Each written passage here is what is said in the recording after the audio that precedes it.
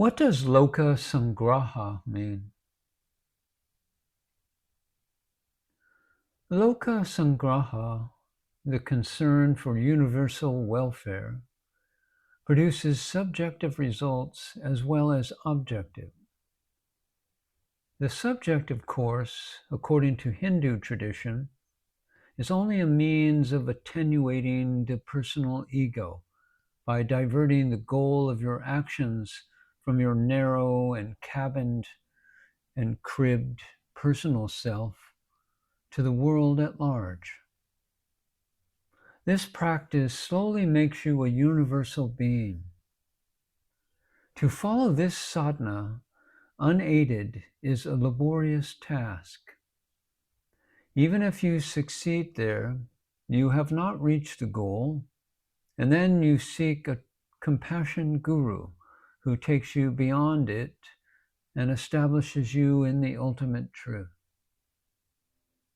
If, on the other hand, you have the instructions from the guru from the very beginning, you succeed in establishing yourself in the ultimate reality by the sadhana of service itself. The objective side is manifest in this sadhana inasmuch as you engage in actions. They produce the result of raising the humanity from level to level and making them contented and happy by degrees.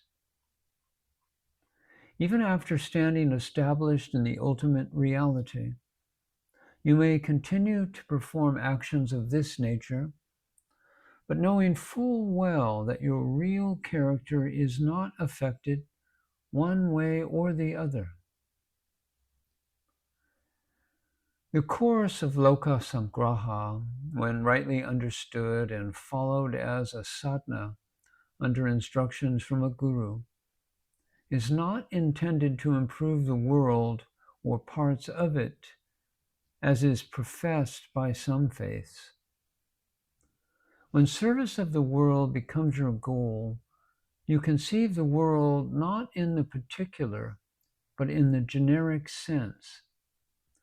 The generic, in all cases, is nothing but the absolute background, since all agencies of discrimination have been eliminated.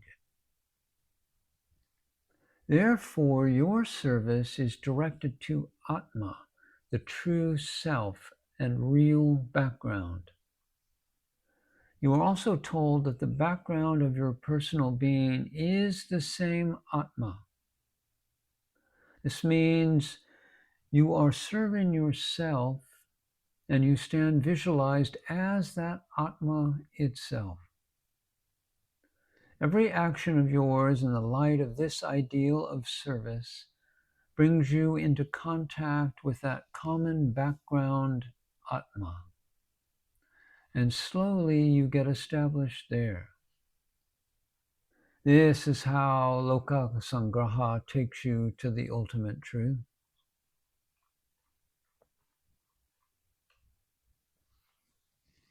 Can we speak of space and what is it?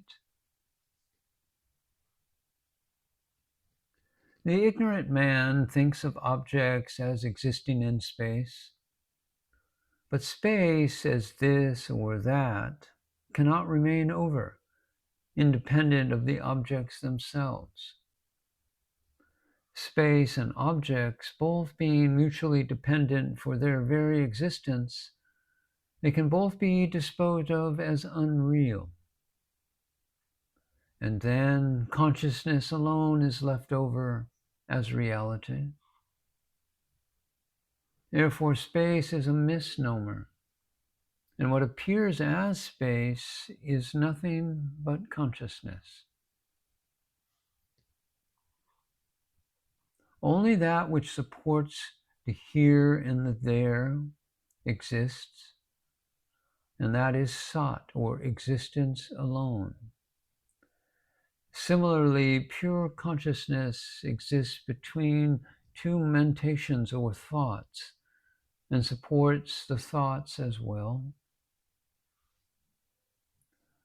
Space begets objects, and objects beget space. Space must come in to make objects, and objects must come in to make space. Therefore, they are both non-existent as such. But it has been proved in other ways also that objects are non-existent, and thus space is also an illusion. Time is conceived as past, present, and future, and these, when closely examined, cease to exist. The past and future have existence only in relation to the present. The present, when analyzed, splits up into the past and future, leaving only an imperceptible point of time that we call present. But this is but a fancy. The present being a fancy, the past and future are equally fanciful. Therefore, time does not really exist, and here it is proved objectively. It can easily be proved subjectively also, for time is only a thought form. Thought arises, abides, and subsides in consciousness.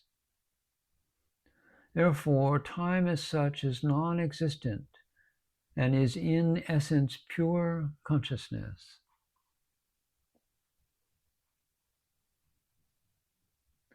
Well, can you speak of time? Does it exist inside or outside of you?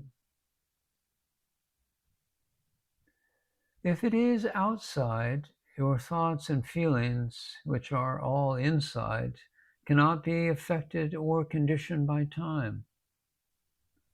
And further, time must be perceptible to the sense organs. But this is not so.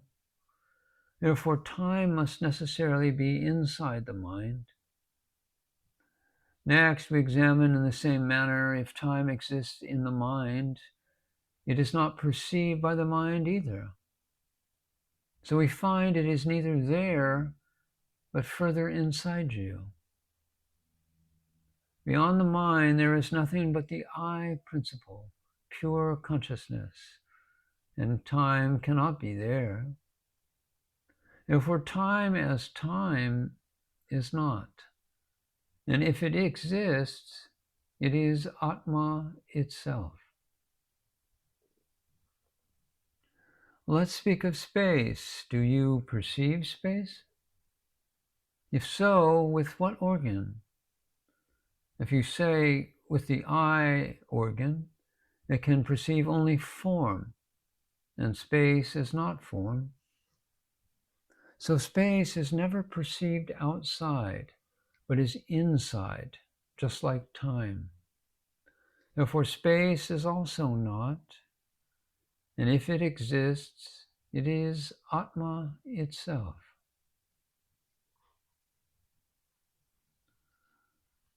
Well then, what about the origin of space and time? You yourself are the permanent substratum, and the urge naturally comes from deep within you to give a similar substratum to all changes outside. The substratum of changing objects is space, but space is as dead and inert as an object itself. Just give consciousness to space, and it becomes the absolute. So also, time is the permanent substratum of thoughts and feelings, and time is dead and inert as well. Give consciousness to time, and it also becomes the absolute. By give consciousness to it, I mean either see it subjectively or see it as possessing consciousness. As the Yoga Vasishtha says, I stand between is and is not, explaining or illuminating both. When you understand that light as the being itself, the non-being disappears.